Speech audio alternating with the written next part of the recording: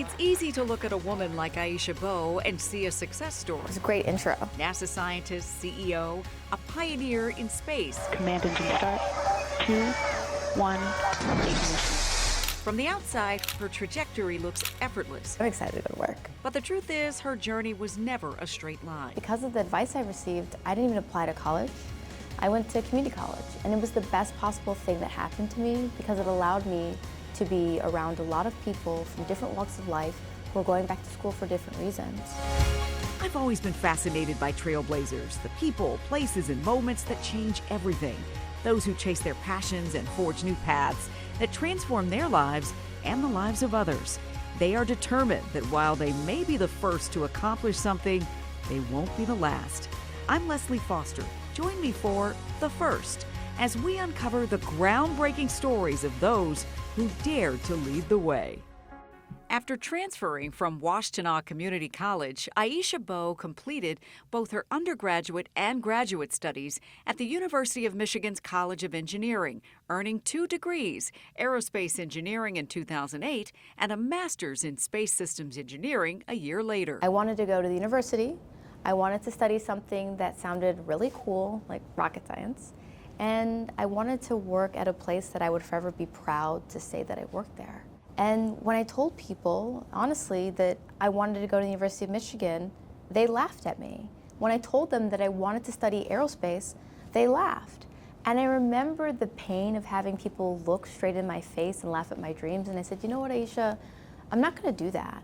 I'm gonna make this list. I'm gonna put it on the back of my bedroom door. I'm gonna pray over it, and I'm gonna keep it to myself. So you make this list, you decide you're going to believe in you. At what point did aerospace become the only option for you? It's so funny. I want to tell you that it was because I found a love of math in community college and that I was obsessed with space and science fiction and was a voracious reader growing up. But really, I got the list of majors.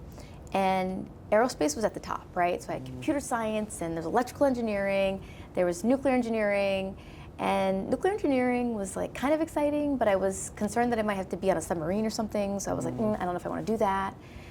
And I went to the top and I was like, you know what, Aisha, like if you're really gonna live the biggest, wildest life, do the thing that sounds unrealistic.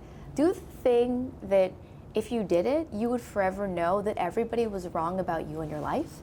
And that's really what it was. It was sort of like a double dog dare of like, okay, if you can do this thing, then I'm gonna continually challenge myself to do something even bigger. I had to learn how to get out of my own way. I was in my way for a really long time. I was a poor, struggling community college student that made it into a prestigious university. I was surrounded by people who literally it's like they came out of the womb and they knew they wanted to be in aerospace. I'm like, it's not me. I had a list, I was in community college. And so I struggled with self-doubt. I felt in many ways like an imposter.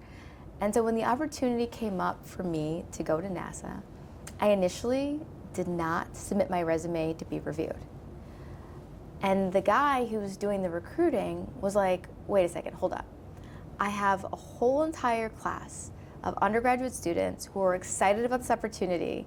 And here you are, you're secretary of the Aerospace Student Association. You are participating in extracurriculars where you're working on satellite concepts and you're going on these field trips, but you don't want to give me your resume. And I later found out that he was a girl dad, so shout out to all the awesome girl dads out there. And he sat with me and he was like, why don't you think that you're good enough? And I told him, I'm like, I'm just lucky to be here. And he's like, no, they're lucky to have you. And he's like, look, I'll tell you what, why don't you give me your resume and let me be the judge of whether or not you're good enough for this opportunity. And I said, okay. And I remember thinking, he's never gonna call me and I'm never gonna make it. And a couple weeks later, they called and they said, hey, we're inviting some students from university out and we're having a conference on the moon. I mean, like literally the moon. And we want to know if you want to come. And I said, sure, it's a free trip to California. I'm going to get to eat in and out. I hear that's great. Like, let me go. Well, this trip turns out was sort of like a job interview. And over the course of the week, I met a lot of different people from the small spacecraft division. And at the end of the week, they offered me a job. And the gentleman's name, his name is Pete, he sat me down and he said, I always want you to remember that who you are and where you come from counts for something. And if you can get to the same place without the things that the people around you had to get there, then I'm really excited to see what you're going to do with your career. So he saw something that you hadn't even seen yet. Yeah, but that's usually how it happens. There's always somebody who sees more in you than you see in yourself at the time, and the challenge is to rise to that. From Michigan to NASA, Aisha spent 6 years as a mission engineer, specializing in the complex world of nanosatellites. Now she's scaling new heights as a founder. Between her work at STEM Board and her multi-million-dollar venture Lingo, she's bridging the gap between elite aerospace engineering and the classroom. In here we have a kit where you make a rocket launch countdown timer. So you can bring the fun of space to your home, right? You can bring space down to Earth. One of the things that I was really proud to do with the launch was we actually created STEM kits called Countdown to Launch. I know, literal, right? And we went into schools in St. Louis and around the country, Tampa, Inglewood, you name it. And I wanted students to be able to build a rocket launch countdown timer and be able to explore some of the same STEM concepts that I was experiencing with the flight. And so it wasn't just, I'm going to get in this and I'm going to go on a ride. It was like, how can I help students develop the skills that they need to step into these careers in the future? I think some things are meant to be. And I want to say that because my first week at NASA, I met a woman named Nancy Conrad. And Nancy's the wife of Pete Conrad, who was the third man to walk on the moon. And she's like this larger-than-life figure. She's amazing. She's incredibly talented. She's very invested in STEM education. And I remember seeing her and saying, wow, I really want to be like that. I want to invest in education. I want people to see me and know that I inspire them to reach higher and do more. Well, throughout my career at NASA, because of influences like Nancy, I went into the community, I mentored students.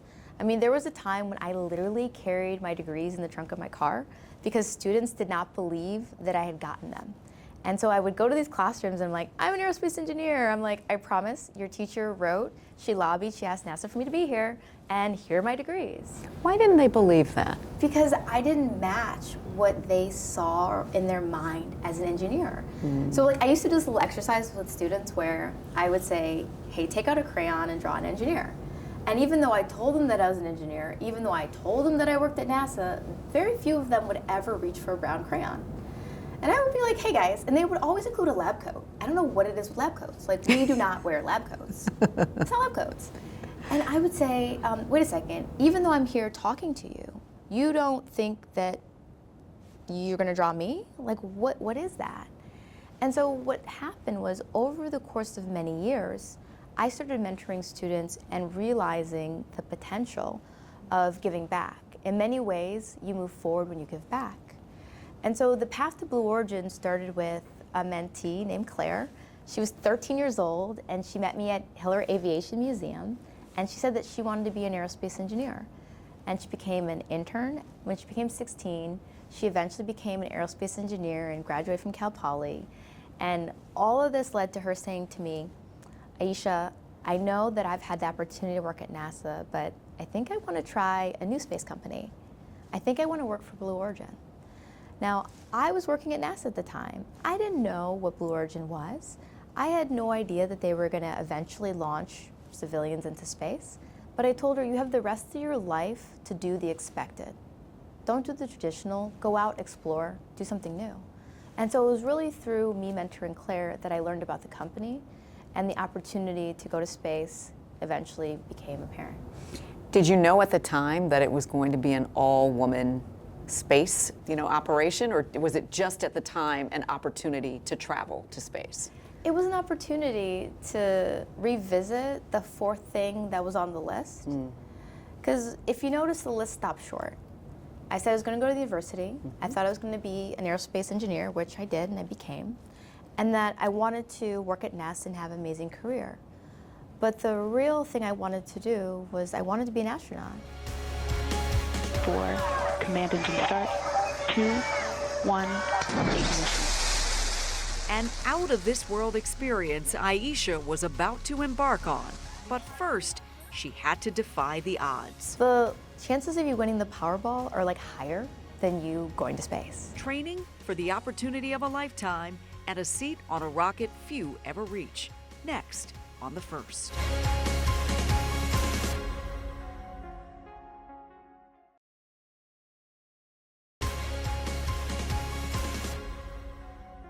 T-minus 10, 9, 8, 7. In April of 2025, Blue Origin made history. 2, 1, ignition.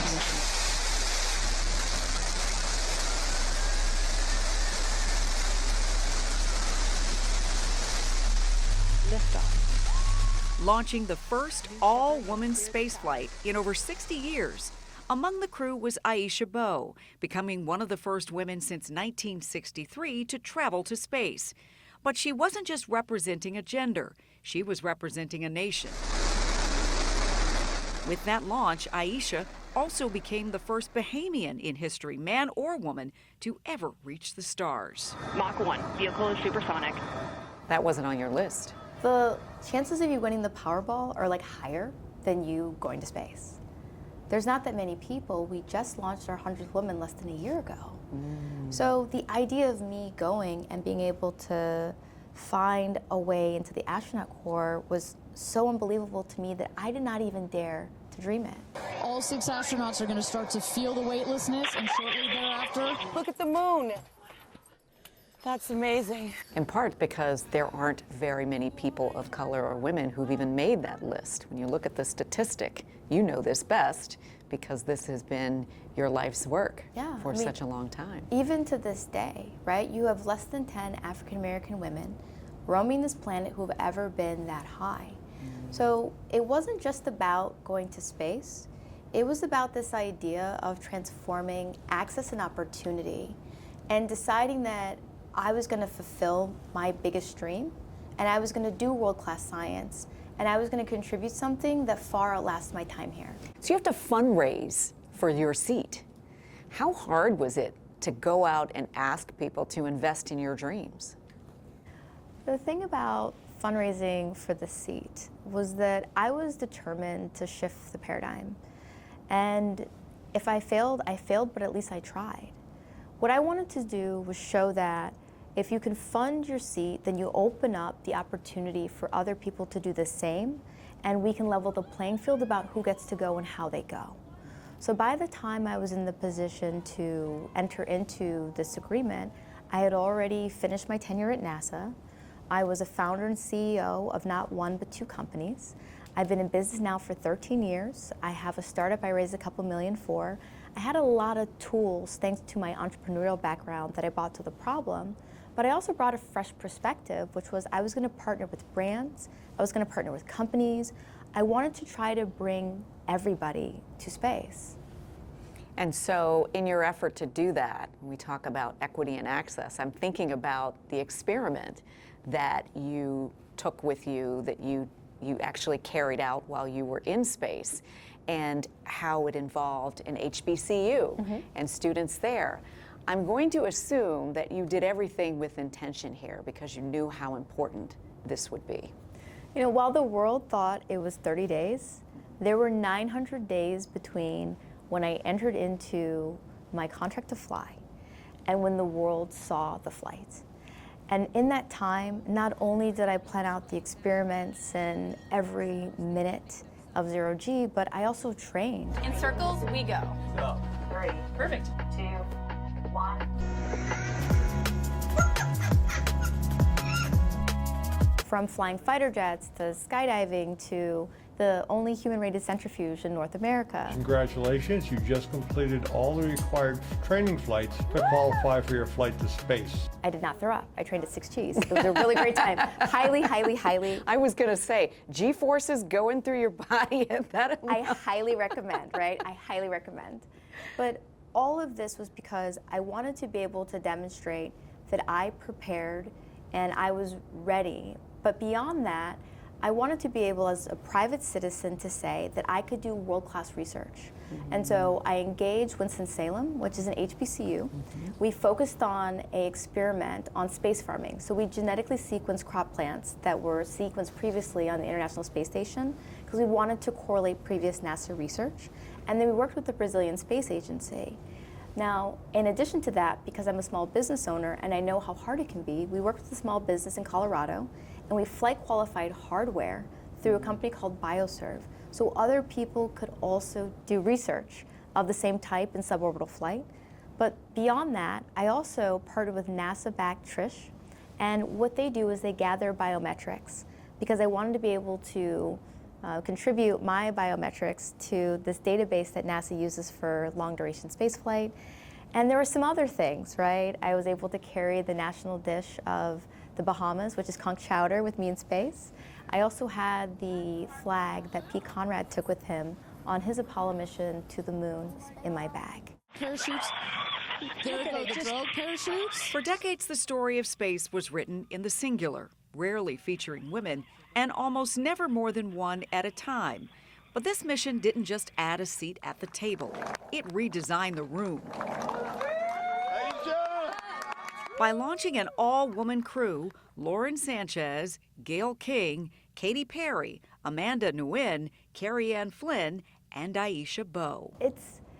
It's an amazing experience. And I think that anyone who is willing to get into a controlled explosion and fly at 2,200 miles an hour deserves, society's respect, because it's really, when you're there and you're looking at it and you're just like, oh wow, it's overwhelming. You trained for this for a long time, but did even you have a moment as you were walking on this going, okay, this could have all kinds of outcomes?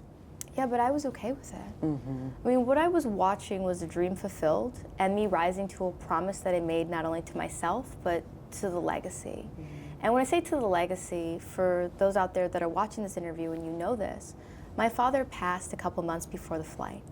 And one of the last things he messaged to me was the people who came before him and the people who will come after me will forever be proud of the moment and for me having the courage to rise and be willing to walk in my dreams.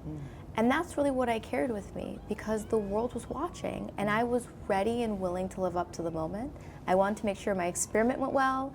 I wanted to make sure that I got to be present and really enjoy the view of Earth from space because that is just breathtaking. What does it feel to experience weightlessness?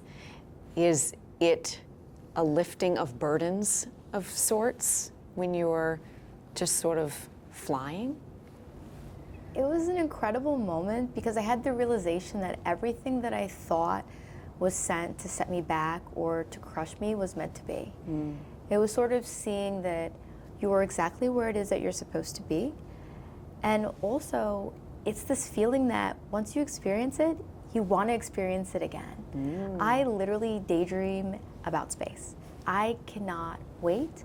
And what I hope this is a demonstration of is what I think is an inflection point in commercial space. Right now, we have space providers that are filling roles that NASA traditionally did in partnership with them. I believe that in the future, more civilians will not only go to space, but they will conduct meaningful research like we did. It wasn't just an experiment. We published research. There's more than one journal-reviewed paper that came out of this research. And that's exciting to me. I'm so excited for the students that the opportunity to actually conduct space research in undergrad and grad school, because that's really cool. But I feel like we planted a flag to say that you can raise the money, you can train, you can go to space. And if I can do it, somebody who was told that they should be a cosmetologist, which isn't a limiting profession, it was more that they were limiting what they thought I was capable of at the time, then what can you do? What is it that you're not allowing yourself to do? Like, go, let yourself be great. Perception, there it is. So you come back to Earth, the world is watching. Literally. And reacting. Oh, yes. Most are awestruck. But there were some who questioned whether that flight really counted as space. How did that hit you when you heard that? You know, I think if you loved it, you watched it once, and if you hated it, you watched it thrice. I think everyone's entitled to their opinions.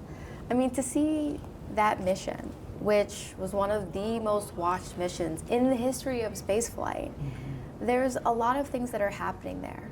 And I welcome the public commentary because we really need to think about who gets to go, how they get to go, and what the future looks like.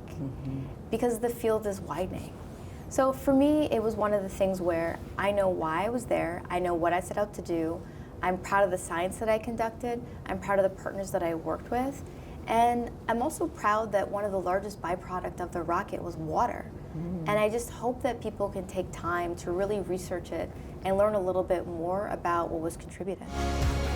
From experiments in space to impact here on Earth, changing standards so one day a Black woman in space won't be an anomaly, but the norm. When we return, It gets better. If you have faith in yourself, it will all work out. believing in yourself, believing you belong. Next on The First.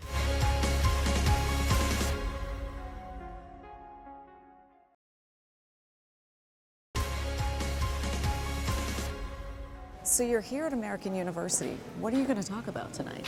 We're going to talk about the journey from community college to space. When the Kennedy Political Union hosted Aisha Bowe in early 2026, I was a student who didn't have access to STEM. the conversation went far beyond her historic flight.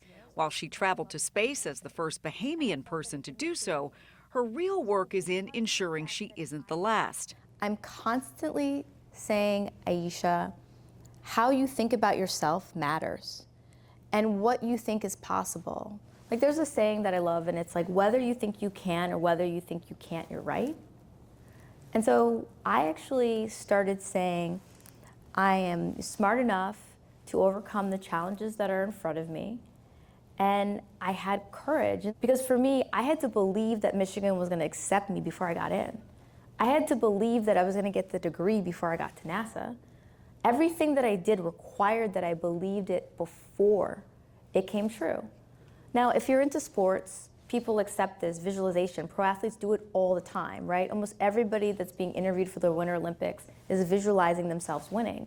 But why don't we do that in life? Like, why are we so quick to limit ourselves to what other people tell us is true? So now if somebody wants to tell me about something, I'm always like, have you done it? Aisha is on a mission to normalize excellence, moving the needle until a woman of color in a flight suit is no longer a headline-making anomaly, but a standard for the industry. Do you feel like being first makes some people uncomfortable? I feel like my whole life people have been uncomfortable, and I just choose not to care. You know, I love the saying, like, well-behaved women rarely make history. I think it's so true. And in everything that I've created in life, whether it was saying that I was going to go to the school that I was going to go to, or saying that I was going to become an aerospace engineer at NASA, or founding and running a company, it's constantly been met with doubt and criticism. How do you feel now that you just achieved it? Like I picked the right dream. And when we landed, I said, Exuma, I'm good blue comm, but I'm ready to go back. I'm doing the right thing. You have something that you carry in your pocket with you most of the time. I do. Can you show it to me and tell me more about it? Yes, so I carry the coin from crew member 7. So you probably realize there's 6 people in the capsule. The 7th crew member is the person who trains us and prepares us for the flight. And so when you finish that, you are given this coin from crew member 7. And I carry it with me, not only because it has weight, but the significance. It's a reminder of how far I've come, and in many ways, a symbol of how far I hope to go.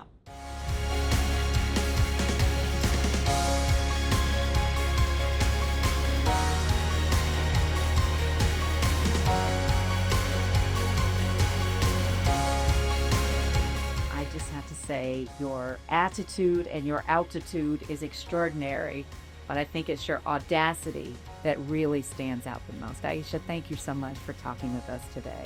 Thank you.